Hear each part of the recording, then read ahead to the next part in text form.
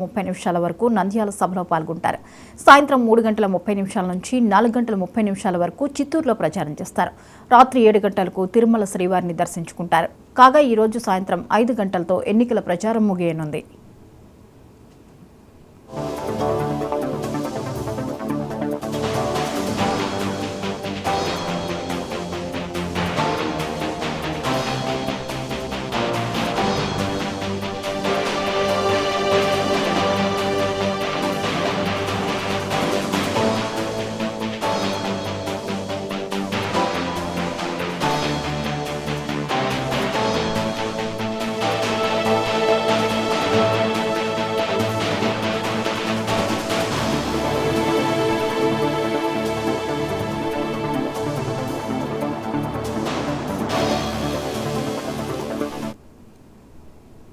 Right, నేడు చంద్రబాబు 2 నియోజకవర్గాల్లో ప్రచారం నిర్వహించనున్నారు. మధ్యాహ్నం 12:30 నుంచి 1:30 వరకు నంద్యాల సభలో పాల్గొంటారు. ఇక సాయంత్రం 3:30 నుంచి 4:30 వరకు చిత్తూరులో ప్రచారం సాగనుంది. ఇక ఈ అంశంపై మరిన్ని అప్డేట్స్ ని మా ప్రతినిధి మస్తాన్ అందిస్తారు.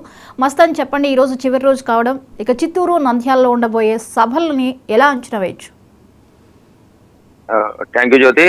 ఈ రోజు అయితే కనుక మాజీ ముఖ్యమంత్రి చంద్రబాబు నాయుడు అయితే కనుక టీడీపీ ఈ ప్రచారంలో భాగంగా నంద్యాలకు అయితే చేరుకోబోతున్న పరిస్థితి కనిపిస్తుంది. అదేవిధంగా ఈ రోజు ఒంగోలులో ఉదయం పర్యటన ముగించుకొని నంద్యాలకు అయితే చేరుకుంటారు. ఉదయం 12:15 కనుక అక్కడ ఒంగోలు నుంచి బయలుదేరి ఇక్కడ నంద్యాలకు చేరుకునే పరిస్థితి ఉంది. 12:30 నుంచి 12:30 వరకు ప్రసంగం అయితే భారీ బహిరంగ సభ అయితే ఏర్పాటు చేయడం జరిగింది.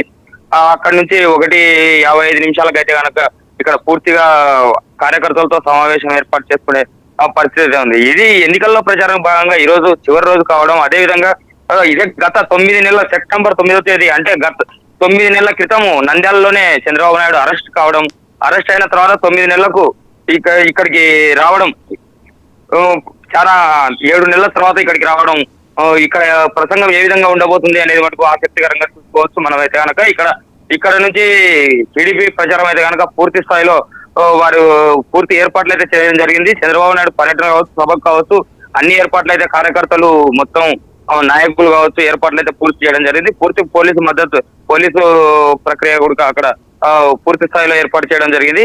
ఇప్పుడు చూసుకుంటే కనుక ప్రసంగం చివరి రోజు కావడంతో ఈ రోజు మాటలు ఏ విధంగా ఉండబోతున్నాయి అనేది మటుకు ఆసక్తికరంగా ఎదురుస్తున్నారు. భారీ సంఖ్యలో కూడా టీడీపీ అభిమానులు ఇక్కడికి చేరుకుంటున్న పరిస్థితి కూడా కనిపిస్తుంది జ్యోతి.